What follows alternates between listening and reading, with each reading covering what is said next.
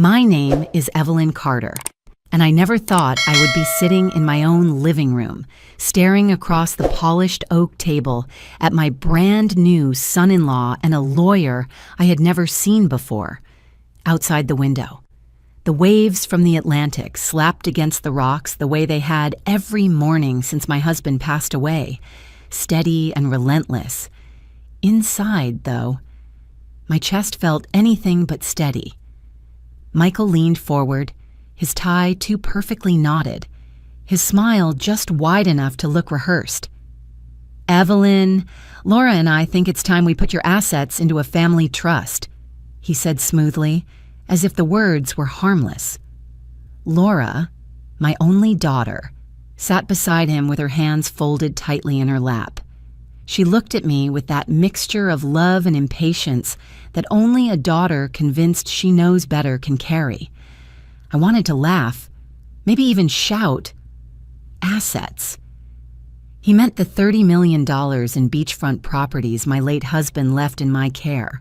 For years, I had kept that truth close, protecting it like a secret heartbeat. Not because I didn't trust my daughter, but because I knew the world had a way of sniffing out weakness. And Michael, this polished stranger who had only just slipped a ring on Laura's finger, already smelled blood. My palms pressed against my knees under the table. I forced my voice calm. "A family trust," I repeated, letting the words roll bitter on my tongue. That's an awfully big step for people who haven't even finished unwrapping their wedding gifts. Michael chuckled, too loud, too quick. Laura shifted uncomfortably, her eyes darting between us. "Mom, he's only trying to protect you," she said, her tone soft but edged with that familiar frustration, the one that cut deeper than she ever knew. Protect me. I nearly flinched. At 68, after burying a husband, raising a daughter, and managing every storm life had thrown my way, I was suddenly the fragile one in their eyes. The room felt smaller, the air heavy with unspoken accusations that I was old, vulnerable, incapable of making my own decisions. As Michael spread the papers across my table, my throat tightened. This wasn't protection, this was intrusion. And I knew then the silence I had kept about my husband's fortune was no longer safe. And that night, long after they left, I sat by the window listening to the ocean, realizing the real battle wasn't about money at all. It was about whether I still had the right to steer my own life. The morning after that uneasy meeting, I brewed my coffee stronger than usual, as if the bitterness could steady my thoughts. The sun had just begun to rise over the water, casting a pale orange glow on the horizon. I stood at the kitchen counter staring at the steam rising from my cup, wondering how long it would be before Michael tried again. He wasn't the type of man who gave up easily. I could sense that much. Laura called later that day. Her voice was careful, as though she was tiptoeing around broken glass. "Mom, Michael only wants to help.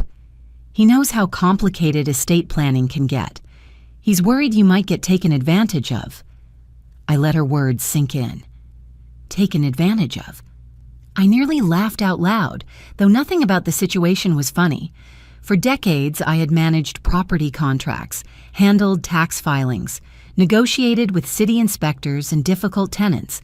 Yet in my daughter's eyes, one charming man in a tailored suit had suddenly become the expert. I answered quietly, "Sweetheart, I appreciate your concern, but I don't need Michael or anyone else handling what your father entrusted to me." She sighed, and I could hear the impatience hidden in her exhale. "You've been alone a long time. Mom, maybe it's time to let someone share the responsibility." Then she rushed off the phone, leaving me with the ache of a conversation unfinished. That night, I pulled an old leather file box from the closet. Inside were deeds, contracts, tax returns, all the paper bones of the empire my husband and I had built. My fingers traced his handwriting on the margins of a property ledger, his neat notes about renovation costs and projected rental income.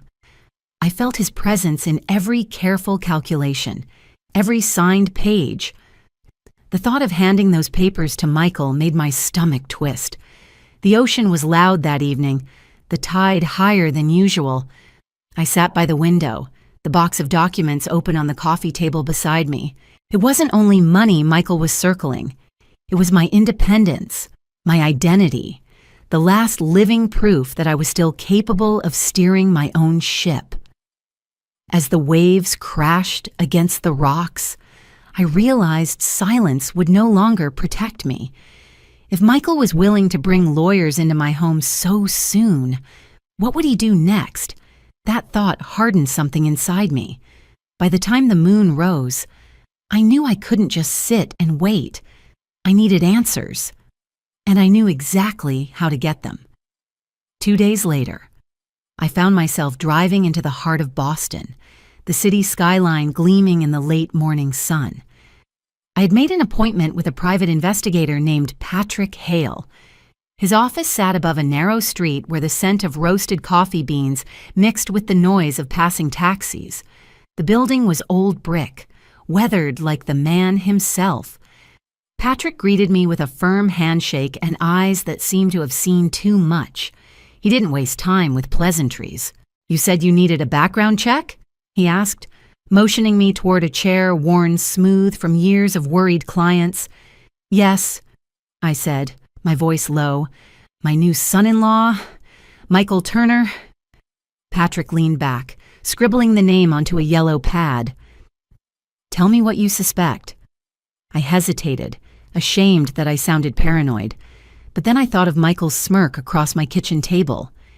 He wants control of my late husband's properties. He's been married to my daughter less than a month, and already he's pressing for a trust.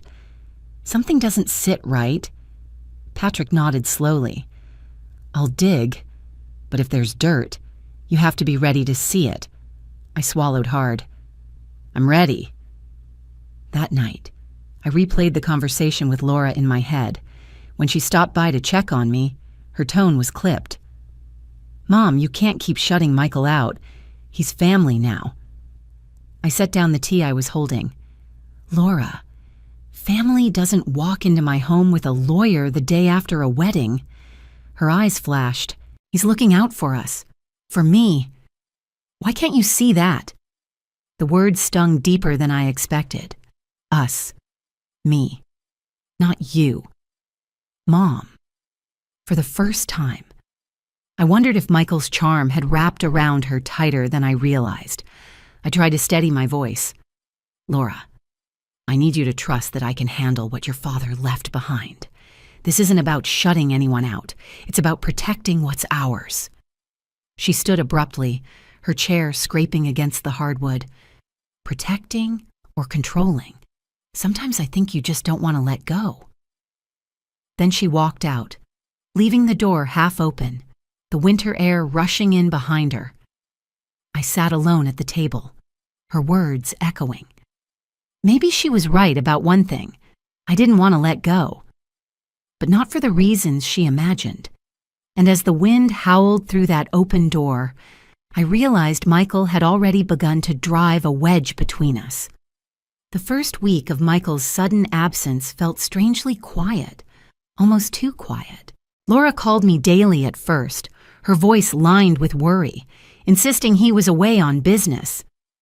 But each time she repeated the excuse, I heard the hesitation in her tone, as if she was trying to convince herself more than me. I kept my doubts to myself until Patrick called one evening. His voice was steady, professional, but edged with something grim. "Evelyn, your son-in-law has used more than one name in the past 10 years.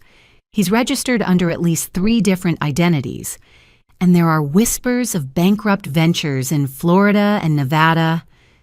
My stomach tightened. "Does Laura know?" Patrick paused. "I'd be careful how you tell her. People don't like hearing that the person they just married might not be who he claims to be." That night, when Laura stopped by, her face pale from sleepless nights, I decided to speak plainly. Honey, I've had Michael checked. He's hiding things, serious things. You deserve to know." Her eyes flared with hurt. "You hired someone to spy on my husband?" "He's not who you think he is, Laura. He's changed his name. He's run from debts. She cut me off, her voice trembling with anger. "No, Mom. You can't stand that I finally have someone. You've been alone for so long that you can't stand to see me loved." The accusation pierced through me, sharper than any knife. I reached for her hand, but she pulled back, tears brimming. "You're trying to ruin this marriage before it even begins. Maybe you're the one I can't trust." Her words lingered in the air long after she stormed out, slamming the door so hard the picture frames rattled on the wall. I sat in the silence, my heart heavy with the realization that the man I distrusted had succeeded in driving a wedge straight through the bond between mother and daughter.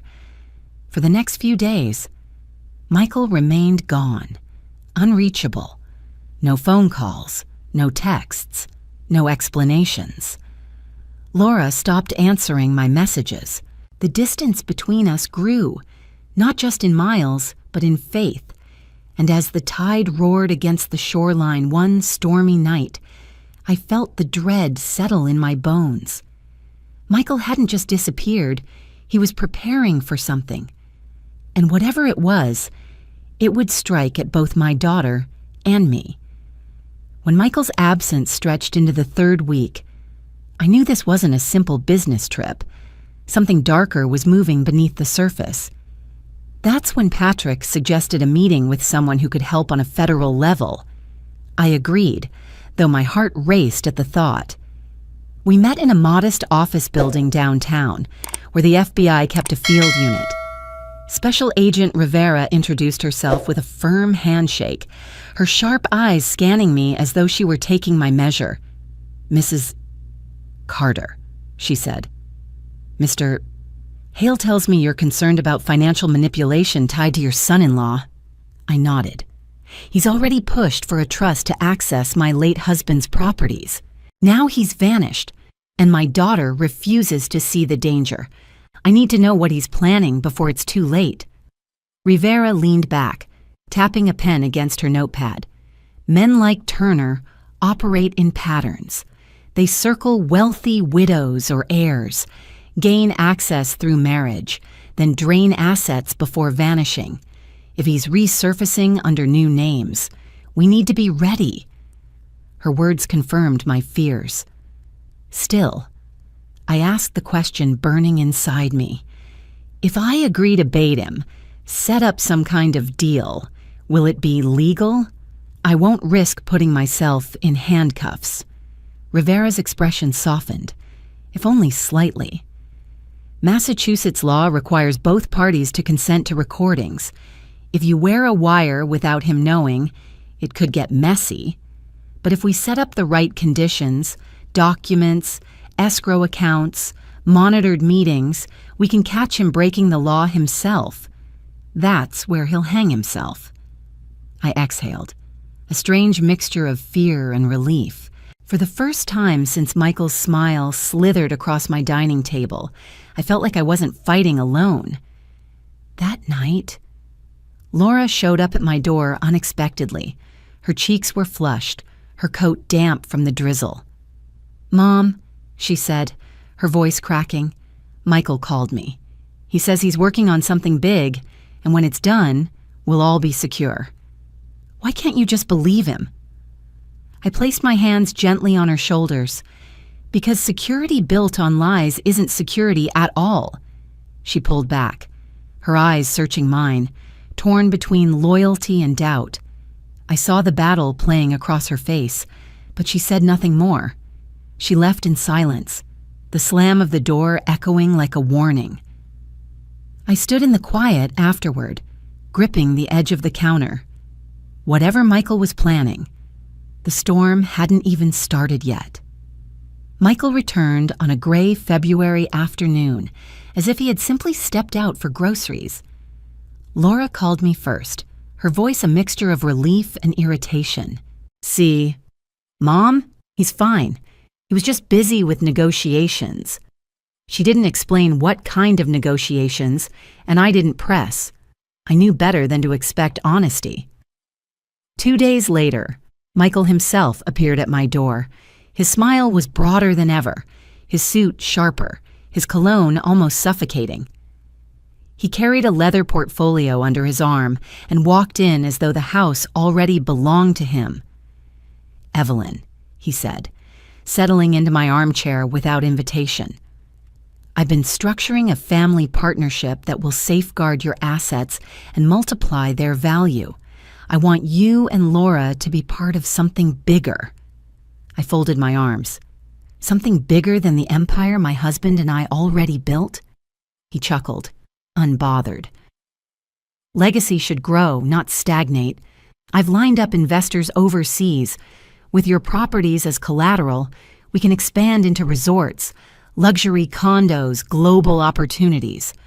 Every word was polished, persuasive, but underneath I heard the hunger.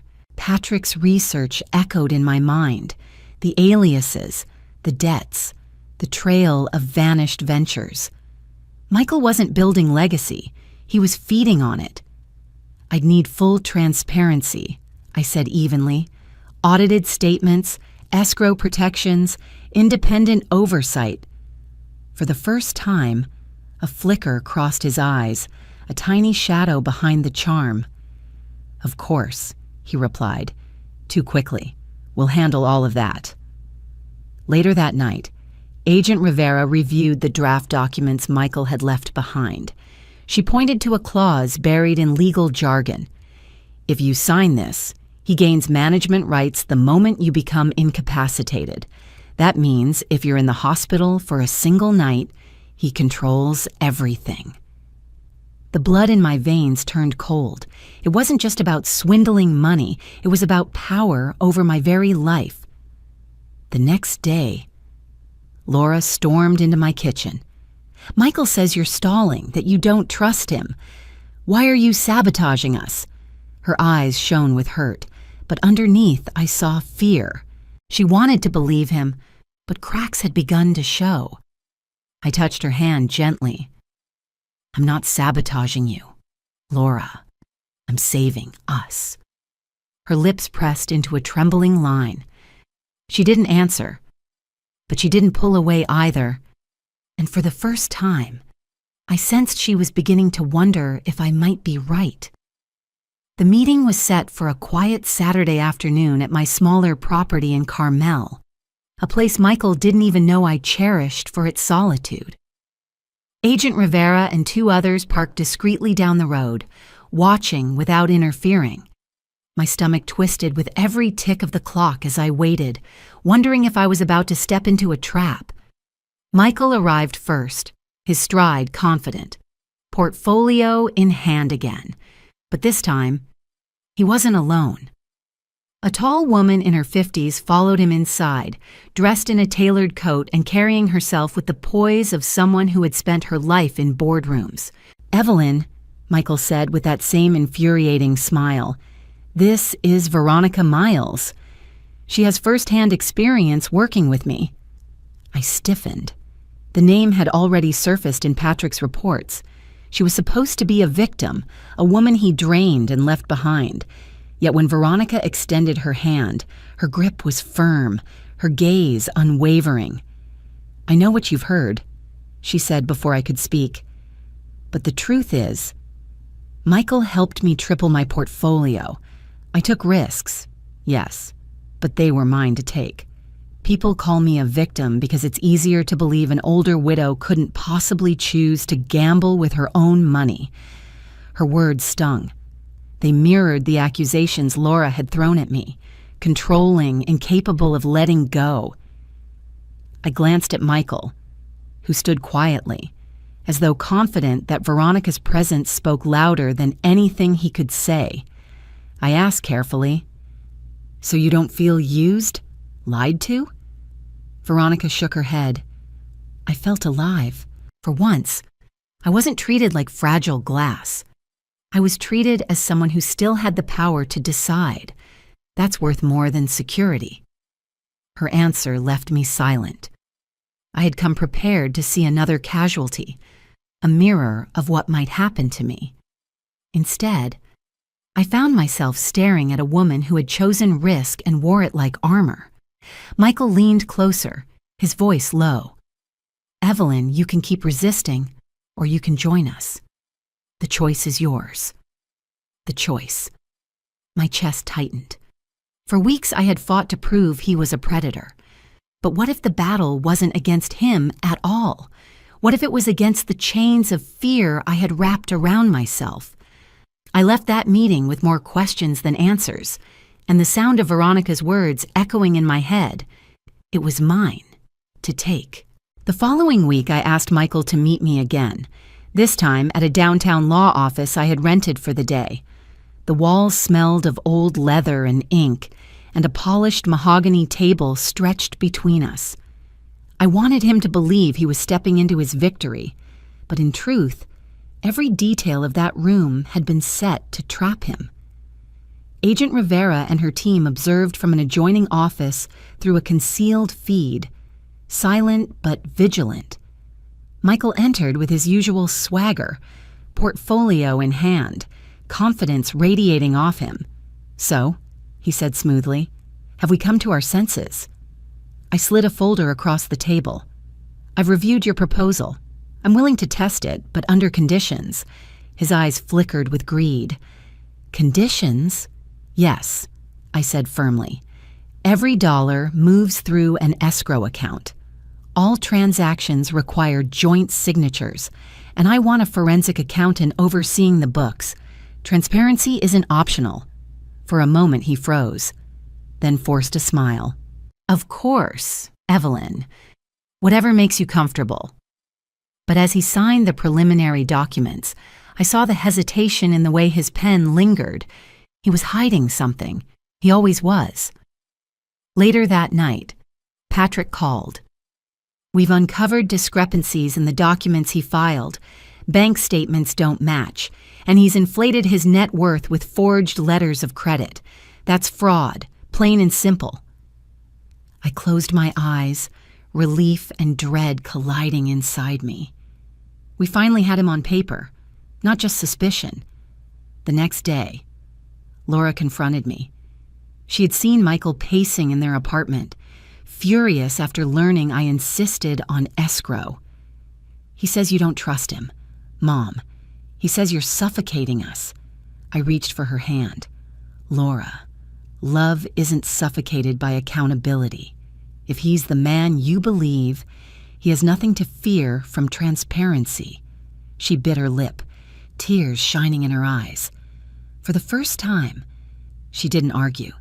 She just whispered, "I don't know what to believe anymore." Michael's charm was cracking, his polished mask slipping under the weight of his own lies. And as I prepared for the storm to come, I knew one truth with certainty. Predators don't fear rejection. They fear exposure. And exposure was exactly what was waiting for him. 3 months later, I stood on the balcony of my main house, watching the Atlantic crash against the rocks below. The salt air filled my lungs, sharp and cleansing, as if the ocean itself was washing away the residue of those turbulent weeks. Michael was gone, caught in the net of his own making. The forged statements and false letters of credit unraveled under scrutiny. Each thread tugged loose until the entire illusion collapsed. Rivera's team had what they needed, and though I never saw the cuffs close around his wrists, I knew he was finished. Predators survive on shadows, and we had dragged him into the light. Laura sat beside me at the table, a cup of tea warming her hands. The exhaustion on her face had softened into something gentler, a humility that comes only after hard truths settle in. She finally spoke, her voice quiet but steady. "I thought I was protecting you, but maybe I was just afraid of losing him." I reached across the table, brushing my fingers against hers. We both learned something. Love can blind us, but trust, real trust, means facing the truth, even when it hurts. She nodded, tears glistening in her eyes. And for the first time in months, the distance between us began to close. The properties my husband left had grown in value, not by miracles, but by strategy. I sold one oceanfront parcel at the peak of the market, reinvested into stable holdings, and refinanced another property at favorable rates. When the dust settled, the portfolio stood at $42 million stronger than before. Every decision was mine, signed with my own hand. But the money was never the heart of it. What mattered was reclaiming the certainty that age had not stripped me of choice. Veronica's words still lingered. It was mine to take. For me, the lesson was simpler. The right to steer my own ship was not something to be surrendered, no matter how many voices insisted I was too fragile to hold the wheel. As the tide rose that evening, I realized revenge hadn't been about punishing Michael. It had been about refusing to let him, or anyone else, write the ending of my story. I raised my glass of wine toward the horizon, the waves glowing under the setting sun, and whispered to the memory of my husband, "I'm still at the helm, and I always will be." Thank you for watching. If you enjoy these family drama and revenge stories, please subscribe and join me for more every day.